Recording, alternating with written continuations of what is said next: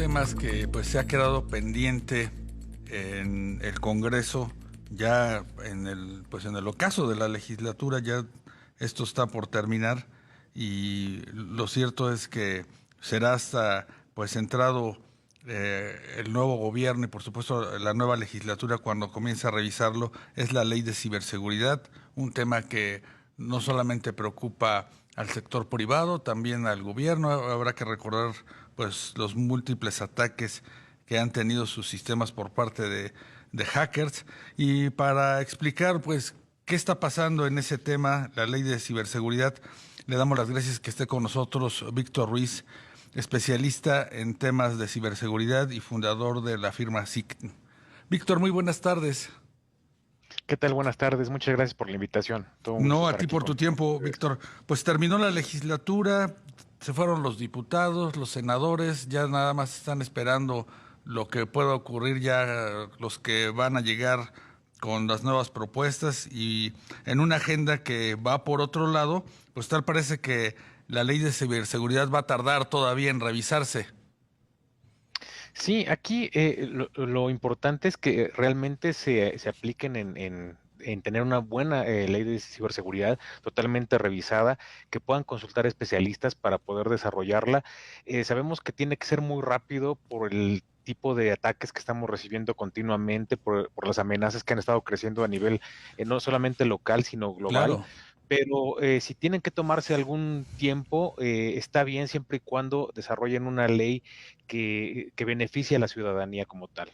Víctor, se sabe que pues se quedaron en el Congreso pues varias propuestas, no hay una sola, sino que pues había una que estaba empujando el senador Monreal y otras que estaban buscando otras fuerzas políticas. ¿Qué va a pasar con todas estas iniciativas? ¿Se hará una amalgama de todas ellas y se incorporarán otros temas? ¿Tú cómo ves el diseño de esta iniciativa de ley? Sí, sí deberían tomarlas en cuenta. Sabemos que se generaron varias iniciativas, pero a cada una de ellas le hacía falta ciertos elementos, pues para obviamente cumplir con lo que se necesita, ¿no? Con lo Ujú. que la ciudadanía requiere. Y en todo caso, se deben revisar cada una de estas y enfocarlas a generar una nueva y mucho mejor. Por qué mencionamos esto? Porque también dentro de las iniciativas estaban muy enfocadas hacia la vigilancia, por ejemplo, Ajá. y a la supervisión. Y aquí necesitamos que esta ley sea para proteger a la gente, para proteger sus datos, para proteger su información, que sea más proactiva y que tenga algunos elementos de prevención más que de coerción o de Ujú. vigilancia hacia las personas. Y Claro. entonces aquí sí es importante que tomen esto en cuenta. Sí, mencionabas al inicio de la charla, Víctor, de que será muy importante consultar a los especialistas. Se tendría que crear entonces un parlamento abierto para que, pues a lo mejor, diseñar una, sobre las iniciativas que están ahí ya sobre la mesa, buscar depurar alguna de ellas. Sí, y de preferencia sí que se pueda convocar a las personas independientes, inclusive, no solamente por ejemplo, de empresas o de Ujú. organizaciones o de gobiernos que ya hayan participado, sino que se pueda de alguna forma establecer contacto con consultores, con especialistas independientes. ¿Por qué? Porque van a traer también un elemento diferente a lo que ya se había establecido. No solamente van a hablar o van a utilizar un tipo de marcas Ujú. o de soluciones o de servicios, Sí. sino que van a dar digamos, una opción más amplia, ¿no? De lo que se puede utilizar. Claro, a propósito de eso de las marcas, Víctor, y a partir de lo que ha ocurrido en los últimos años entre la guerra comercial entre Estados Unidos y China, pues se ve que se están comenzando a restringir el uso de aplicaciones y de softwares y demás soluciones que vienen de empresas chinas y que en este tema de ciberseguridad, pues quizá tengan ese mismo sesgo, ¿no? Sí, aquí también se trata de tener la mejor tecnología, la que mejor cumpla su función, la que dé una mejor solución a los ciudadanos como Ujú. tal. Y aquí se tiene que evaluar también, pues, de otros países, ¿no? Obviamente, en México hay poco desarrollo en Sí, cuanto a normalmente esos importamos, ¿verdad? dispositivos. De Estados Unidos, Exacto. de Europa, por supuesto Sí, de China. sí, exacto. Y poder, pues, consultar otro tipo de opciones, yo creo que aplica muy bien. También hemos visto que hay empresas, por ejemplo, de origen ruso, que también Ujú, están es cierto. de alguna forma siendo bloqueadas. Entonces, yo creo que no deberíamos descartar.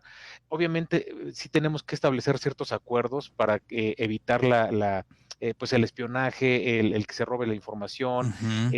tener acuerdos muy, muy bien establecidos, que esto también debe estar dentro de la ley de ciberseguridad, que debe contemplar muchas áreas, porque en principio sabemos que la ciberseguridad no es solamente un elemento, sino que es o bueno, tiene diferentes ramificaciones, y Ujú. entonces no es lo mismo vigilar, por ejemplo, a una persona que está cometiendo fraudes a través de WhatsApp en México, que un ciberatacante que está en Norcorea conectado a una red privada virtual, haciendo ataques, por ejemplo, a un banco mexicano, ¿no? Entonces, Sí, se deben considerar muchos elementos. sí, como tú dices, van desde los delitos que se podrían mencionar entre comillas muy pequeños hasta pues los grandes ciberataques que ya han afectado a Pemex, que ya han afectado a la defensa, que ya han afectado a los bancos y que pues eh, quizá no estemos suficientemente protegidos para ese tipo de eventos.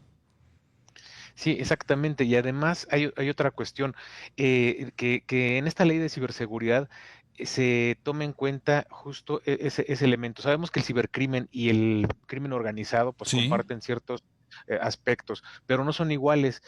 Por ejemplo, hablando del narcotráfico, ¿no? Sabemos que se requiere de cierta logística, de Ujú. transportes, de dinero para corromper funcionarios, de ejércitos inclusive armados que puedan Claro. hacer frente a otros carteles o al mismo gobierno. Y en cambio, en ciberseguridad o en el caso del cibercrimen, basta con que una sola persona esté conectada a Internet desde cualquier parte del mundo para Ujú. poder ejecutar un ataque.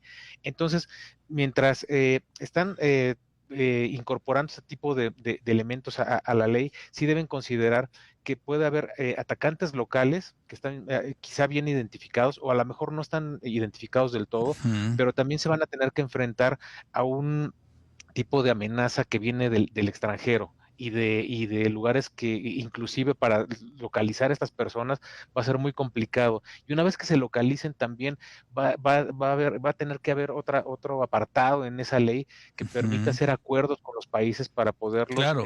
sancionar, para poderlos traer a México inclusive y pues llevarlos a prisión. Pero Sí. sabemos que bueno, hay todavía un largo camino por recorrer. Sí, la regulación a nivel internacional en ese sentido, pues todavía se sigue afinando, Víctor. Y de cara a lo que va a ocurrir en los próximos años con la revisión del TEMEC, ¿tú consideras que este tema de la ciberseguridad podría incorporarse, pues, en estas negociaciones, en este diálogo entre México, Estados Unidos y Canadá?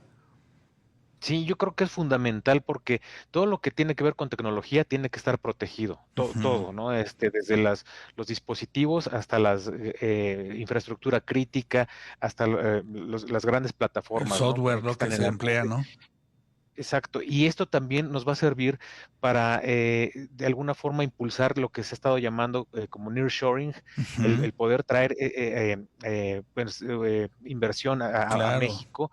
Y esto, si nosotros tenemos una buena ley de ciberseguridad que pueda respaldar esto, le va a dar seguridad a los inversionistas, a otros países para poder hacer acuerdos comerciales con México. De hecho, la ciberseguridad, no tenemos duda, va a robustecer todos estos acuerdos económicos que tienen con Estados Unidos y Canadá. Sí, sobre todo cuando se menciona de la posibilidad de que una parte de, pues, de estos, eh, digamos que elementos fundamentales para las nuevas tecnologías como los semiconductores, una parte de la manufactura pudiera realizarse en México, pero tendrían que tener esa protección de todo lo que involucra un proceso de crear estos semiconductores y eso sin duda pasa por la ciberseguridad.